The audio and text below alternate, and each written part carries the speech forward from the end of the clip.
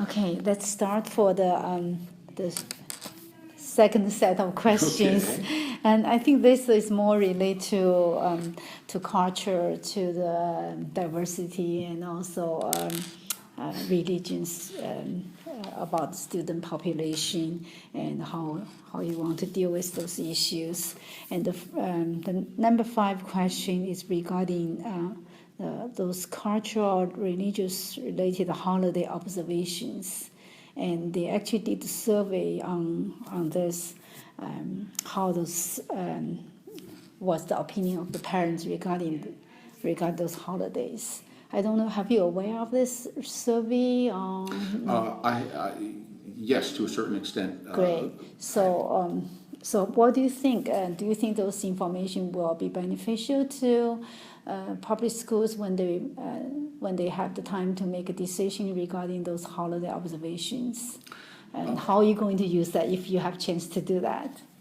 Yeah, it's a little tricky, that kind of a survey, because it's hard to get everybody that we want to get the input from, to make sure that we get the input, to make sure that that it's accurate, and the way that the question is phrased. Right. It won't necessarily be totally accurate, but I think basically it's a good idea for starters. What I think has led to that is the state, if I understand correctly, basically has certain mandated holidays that the school system has to give off. Those would be like Christmas and Easter and Memorial Day and some of those days. So so schools, if I understand correctly, are not allowed to close school for everybody on days for religious reasons, the separation of church and state and all that. Yeah. But they can close for operational reasons, such as there would not be enough students or teachers that practice a certain religion to Right. operate schools effectively. Right. So the survey could be helpful for that, to make sure that a certain population is really not going to be attending on a certain day. Right. That's I think it can be useful for that. Now, they can decide, and this is what they did this year, to hold professional days when students don't attend, but they're not really closing schools because teachers still attend. So what they did is they moved, and this goes into the next question, but they moved Lunar New Year and Eid al-Adha and Diwali onto those. They moved around the professional days to coincide with those dates. And I guess I'll wait until you ask that question to go ahead and answer it. But I think that in terms of if you have a limited number of professional days, knowing, and you have to make a decision of, say, well, we can only do this for 3 groups of people, and then comes a decision, okay, we're going to make it on the largest populations, or we're going to make it on the holidays that are held most dear to certain populations or something. It seems to be, for this year at least, gone in the direction of probably the largest populations and or the most local populations in terms of trying to move those professional days to coincide. And that's where I think a survey can be helpful. Now they also have to look at, in practice, okay, how many teachers really did take off, or okay, well, you have this professional day. Did the teachers take off from professional day? They have to look at other things, but I think it's at least a reasonable thing for to provide some data to look at. Right. right. Yeah, I think your point is clear, and the school operation, if the school operation will be affected by those holidays because attendance low, then school will able to do things like closing school, but not really just purely for the observation of those holidays. Right, and it's a little Yeah. tricky because It is. even if you have, say, 10% of the population That's out, true. that affects. Right. But even if you have 1% out, it still does affect things. but you're always Yeah. going to have some field trips or someone's out for the one thing or the other. Yeah. And so it's Yeah. it's kind of like, where do you draw the line? Right, And right. it can be a hard decision. So. I guess maybe I should go into the next question. Yeah, right. I think it's all related actually. Okay, yes, somewhat. Right. Christmas and Easter being state mandated, Rosh Hashanah, Yom Kippur being closed for operational reasons, and the professional days being moved for Lunar New Year, Eid al-Adha, and Diwali.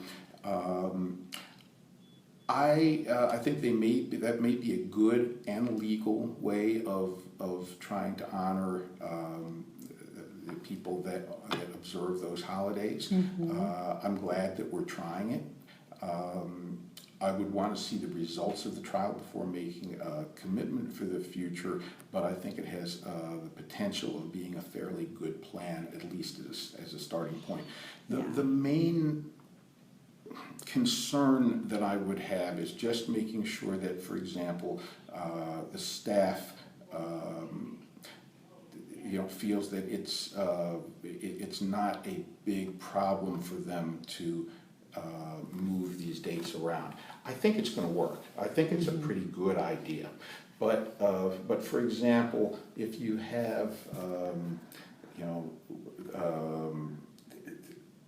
articulation days where the 5th grade teachers talk to the 6th grade teachers between elementary and middle school before, like at the end of the school year. Right. So you might do that in, say, May, so that the teachers can get ready for the new students and place them in appropriate classes, or that type of thing. That you don't want to move that back to November or something like that. Sure. But it looks like the way they've done it it's going to be workable. I think, and as long as nothing blows up in front of us that we don't know about, I'm supportive of the direction that that they've gone on by moving those professional days to coincide. I think it's a pretty good solution. That's great. Yeah. Well, as a parents, I think we all know there is a balance here in terms of school days and also holidays. So you don't want to have like numerous holidays without enough school days, right? Right. Or if you still want a summer vacation. That's right. Yeah. So I know this is a very, very sensitive and also delicate situation. Yes. So, but I appreciate, at least school, public school system considered the suggestions of last 2 years now, I think, right? We have 1 year. I think most formal, of this went on this past but there year. is another year actually, maybe just coincidentally it happened in that day. So, but anyway, so I appreciate your supportive to these issues, and hopefully we're able to find a solution to solve the problem. at least a reasonably decent compromise. Right. I think we're moving in that direction. Yeah, that's true. Okay, so now let's move to next question, which is more specific to Chinese culture and Chinese language.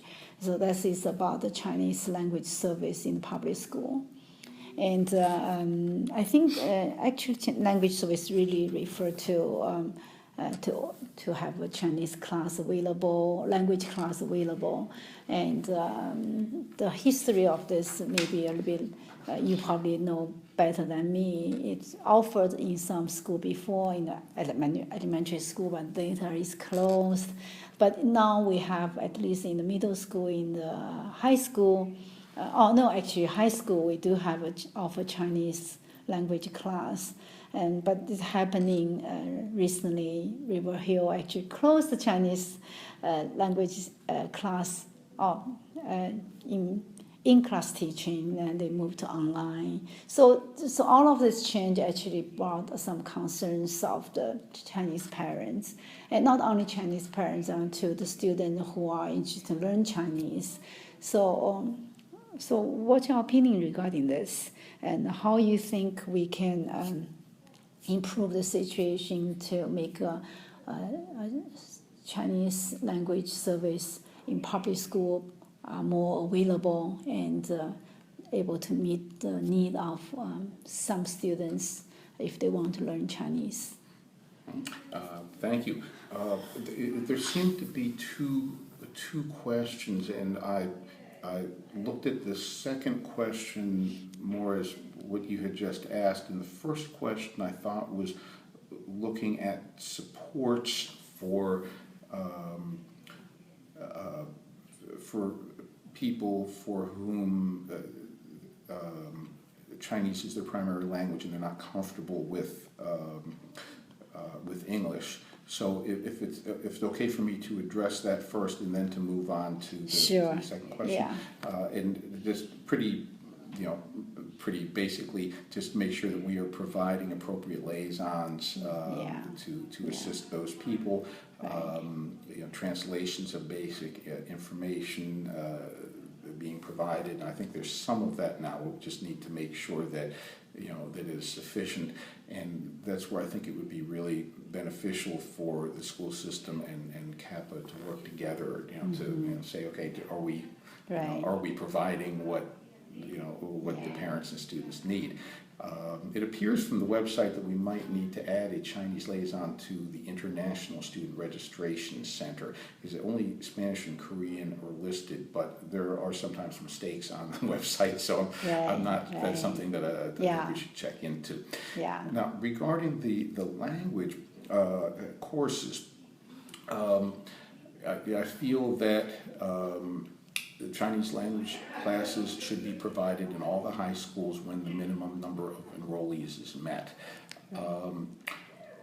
When it's not met, then what I'll call hybridized online classes could be held that include at least weekly in-person sessions. I don't think that world language classes should be purely digitalized. I think at least once a week, and that may be done depending on the schedules of students. During school, it may be done outside of school time, but where the student and teacher meet one-on-one for some things. So that's why I'm using the term hybridized.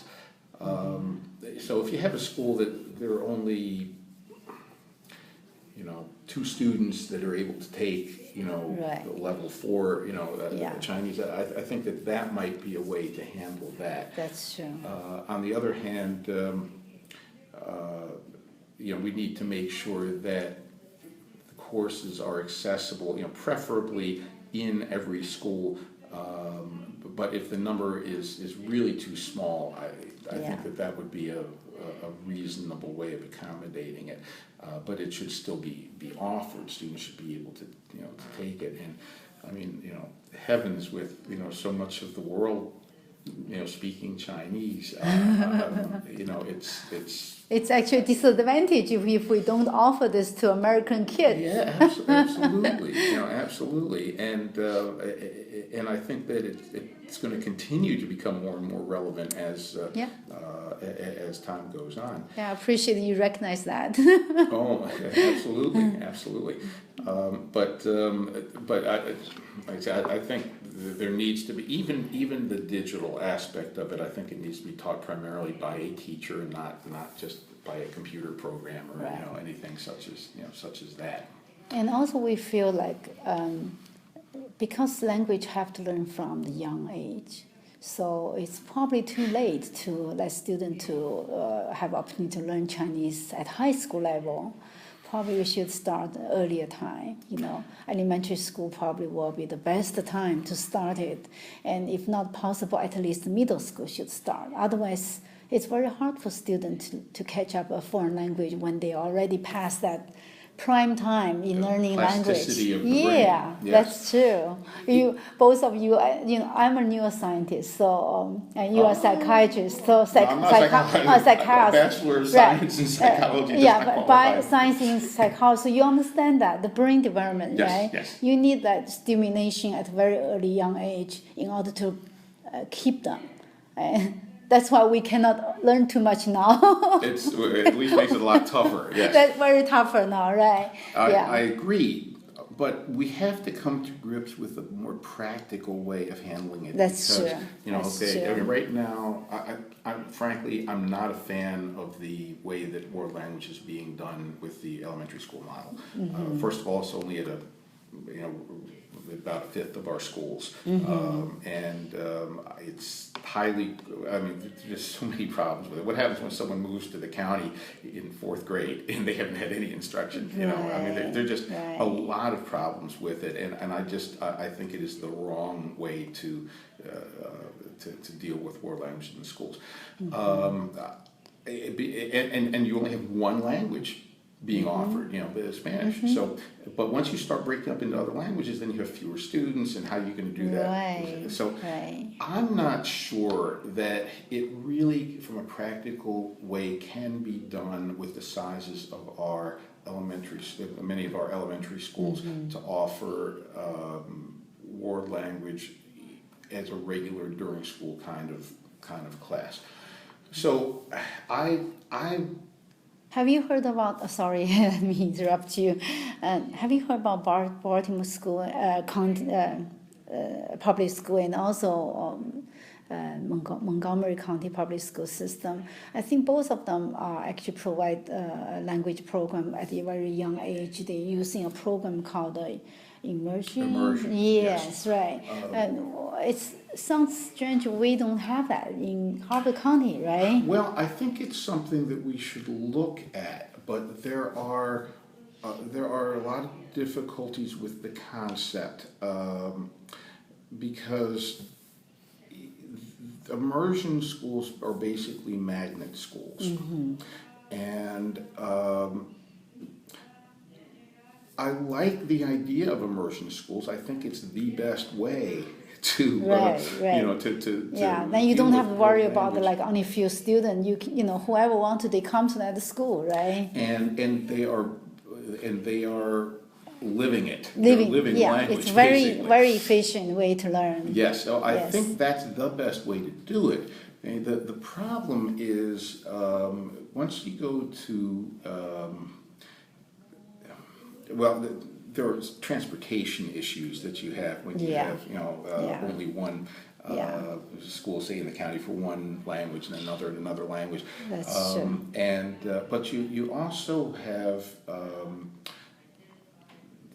the possibility, once you start going into magnet schools, of I had in Prince George's County, they have been doing magnet schools for a while. And I knew an assistant principal at a school that was not a magnet school. And she said, you know how we have these magnet schools in our county? Well, I teach at a repel school. And I thought that kind of sums it up, because when you take the top students away from some schools and you put them into other schools, then the remaining schools are left with without that,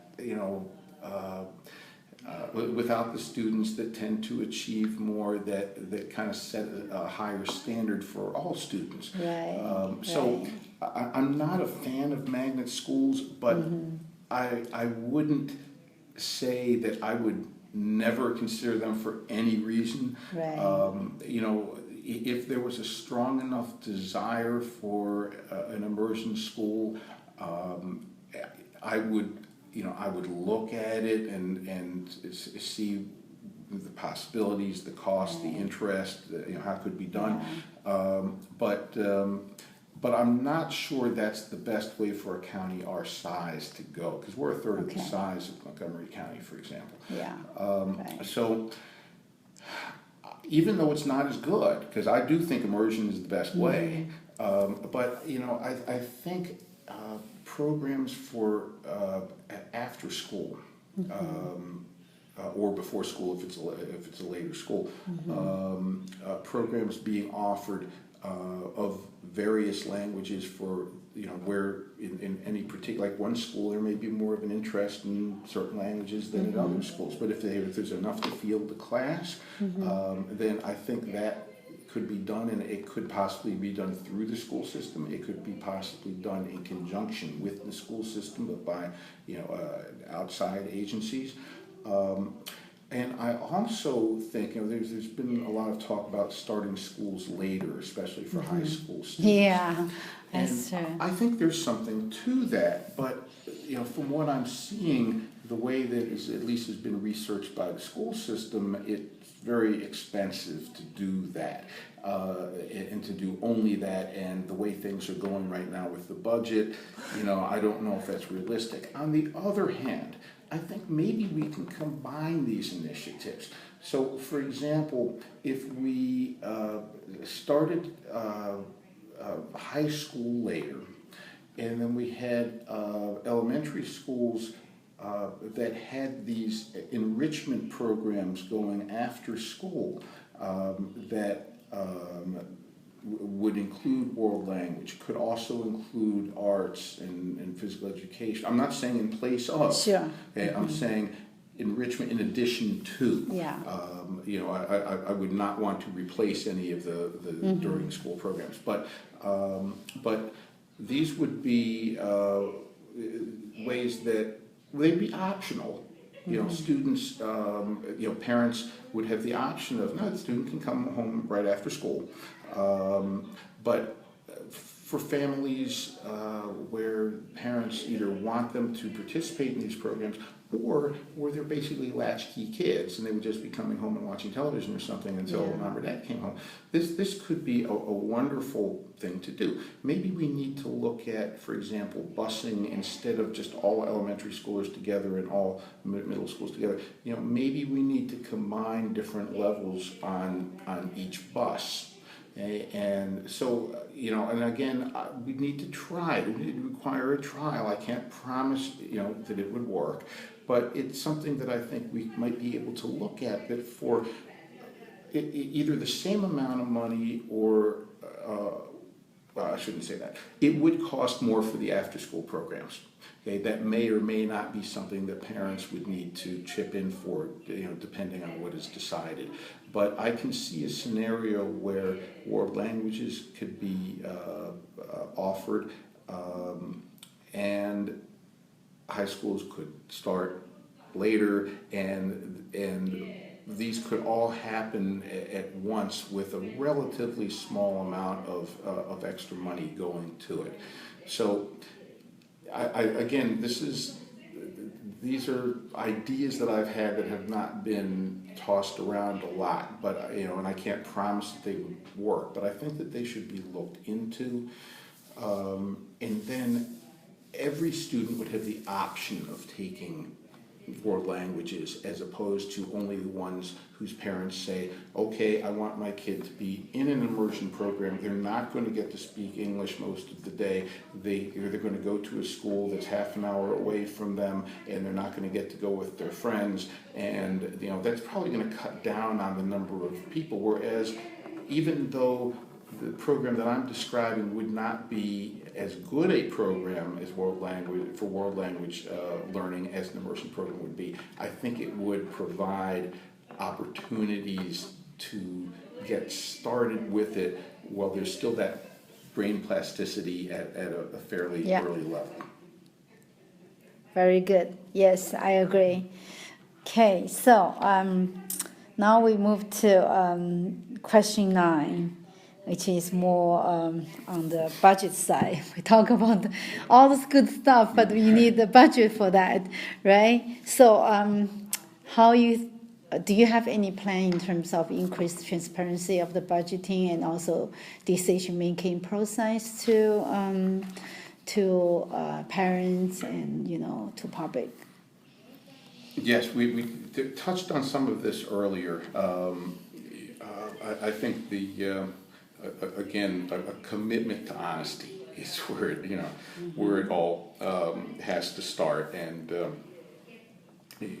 not trying to make things sound better than they are, but just to be just straight out and honest about things.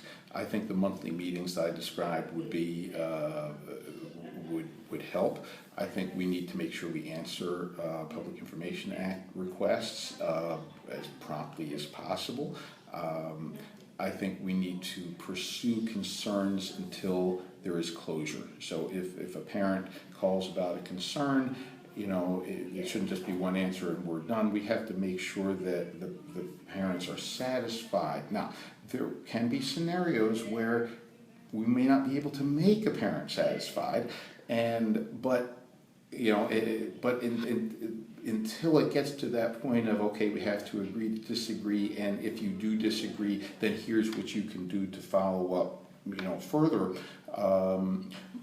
It shouldn't be dropped, until we have either solved the problem or provided the parent with as much information as we can give, and then try to guide them as to what they could do if they were still not satisfied. I think we need to improve and prioritize open communication with the county, that being the county executive and the county council. It was pretty painful watching some of these meetings this year when the Board of Education met with the county council. It's like they couldn't get on the same wavelength, and a lot of people thought the school system was hiding information, and there's reason to think that, and meanwhile the county council doesn't want to give a blank check if they don't know that where the money's going, and it's very frustrating to watch. So that needs to be prioritized, and there just seems to be this wall, and we should all be working together, for the benefit of our students. It's a win-win for everybody, whether or not you're concerned about students, whether or not you're concerned about education, whether or not you're concerned about your property values. It's just good for everybody for it to be a great school system. So we need to work together, I think, more, and that should be prioritized. It's kind of like a culture of, to increase transparency, we really have to respect honest communication, make that a priority. Great, thank you.